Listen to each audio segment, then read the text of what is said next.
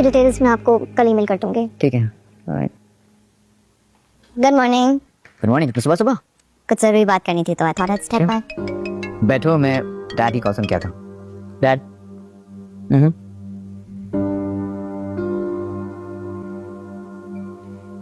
Excuse me, बाहर जा, मुझे बारी से जरूरी बात करनी है।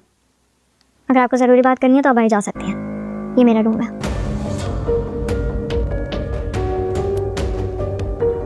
तुम्हें किसी ने तमीज नहीं सिखाई? किस तरह बात कर रही हो? आपको तमीज है?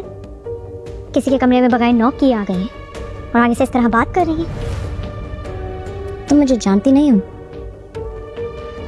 मुझे आपको जानने में कोई इंटरेस्ट भी नहीं है। Leave the room right now. Get out now. आपके इस ऑफिस में क्या डेजिग्नेशन है? एमडी है आप? मैं बारी की फियांसे हूँ।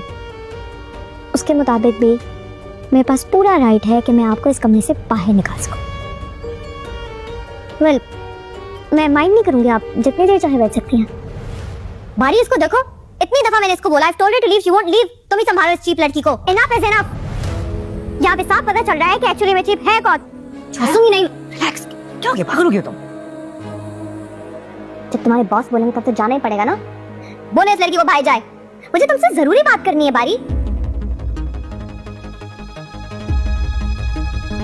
परीक्षा कहीं नहीं जाएगी ना।